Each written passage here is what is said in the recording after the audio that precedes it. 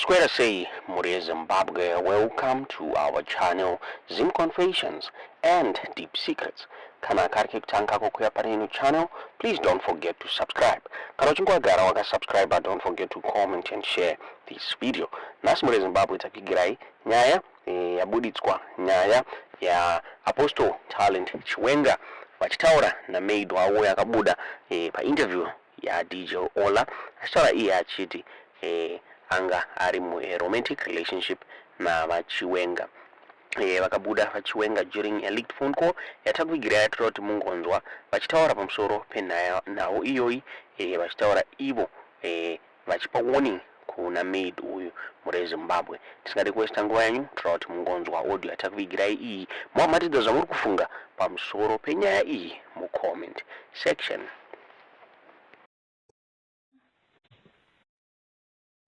Hello. Hello. Ndakukunzwai. Kuti uzokutaura sezvo, what happened? Pai? Chii chakaitika kuti ugotanga kufamba uchitaura zvese izvi? Hapana.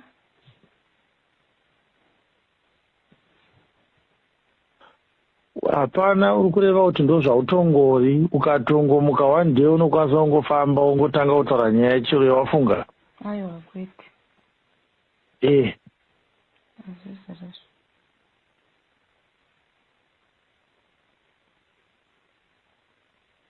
Ngakasangana.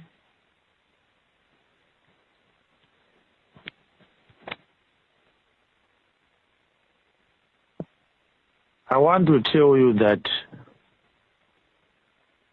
this is bad and you should not do it again. All right. It's not bad for me, it's bad for you. It will ruin your future, it will ruin your life. All right.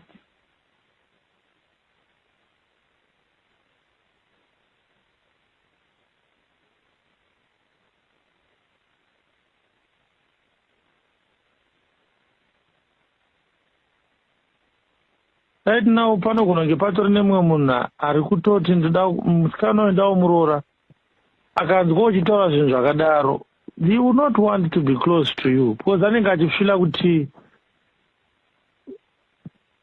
how can I date someone who is known for the wrong reasons by the whole world?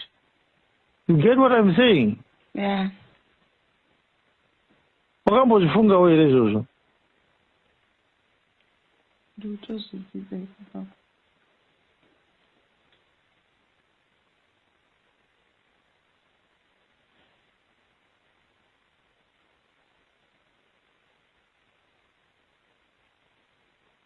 I hope you are going to take a lesson and not do that again. Yeah, ndizvo.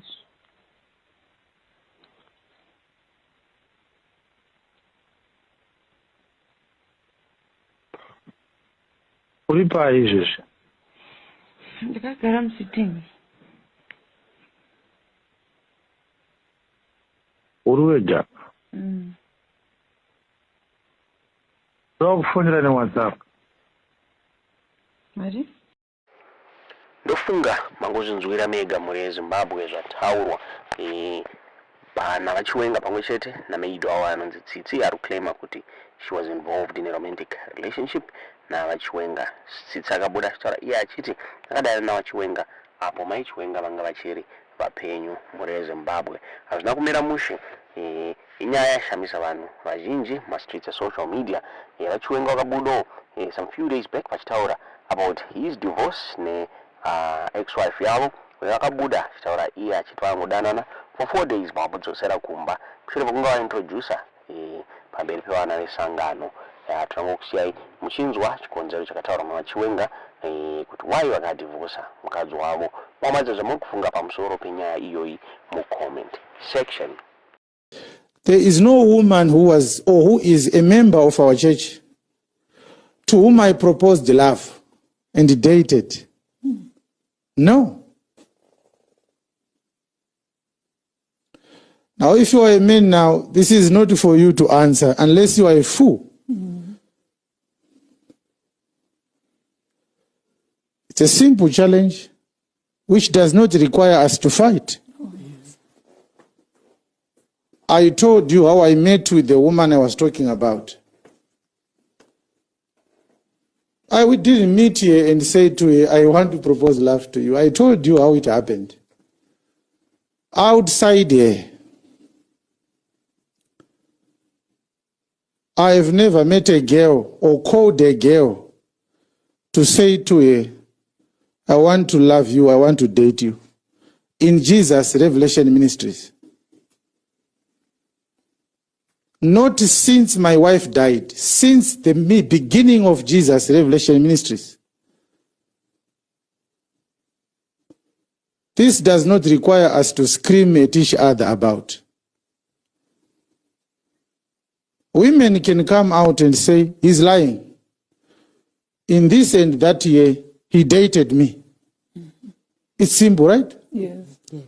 I am not a rich person who can have money lying everywhere, that I can bribe every girl if I am a womanizer that I have dated and says, keep quiet. No. It was difficult in my mind to call somebody who...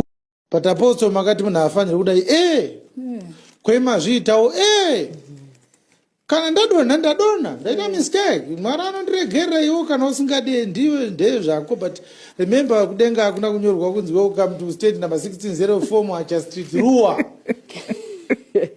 Saka iwo kasandiregerera, don't think kuti ndichashayiwa denga nokuti warega kundiregerera, because denga harisire kumusha kwako kwamaranda kuzasi kumasvingo. Saka inini ndinoda kukuzivisai kuti ndikakuparidzira izvokwadi yaMwari.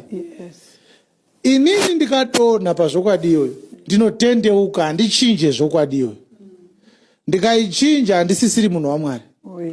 Tawa divorce yakashata, but kana ndaita yakanaka ndikakotedzerwa. But ndikonoti ndaapostle vane ma-exceptions, remember? That's not a church, my dear. Go home, is a beer. Hello. Hello? Ndakukunzwai.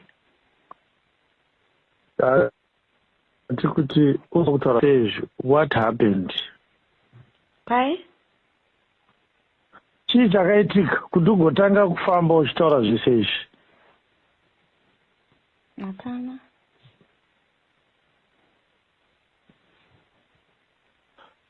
Hapana, uri kureva kuti ndo zvautongori, ukatongomuka one day unokwanisa kungofamba ungotanga kutaura nyaya chero yawafunga? Aiwa, kwete. Azvizvo.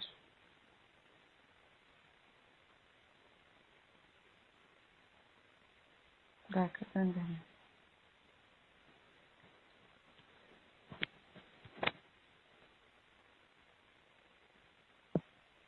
I want to tell you that this is bad and you should not do it again. All right. It's not bad for me, it's bad for you. It will ruin your future, it will ruin your life. All right.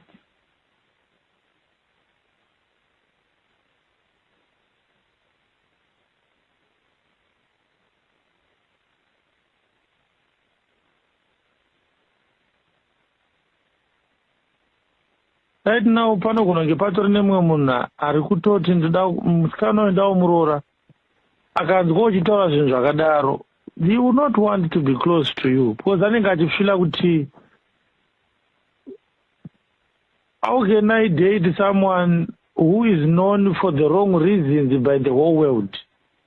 You get what I'm saying? Yeah. Wakambozvifungawo here izvozvo?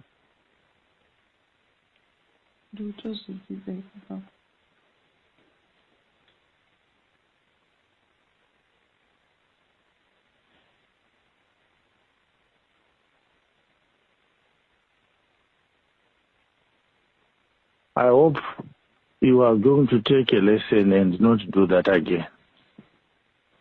Yeah, ndizvozvo chaizvo.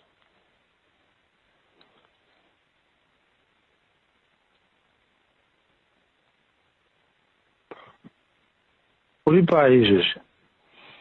Ndakagara muSitini. Uri wega? Mm. Ndokufonera neWhatsApp.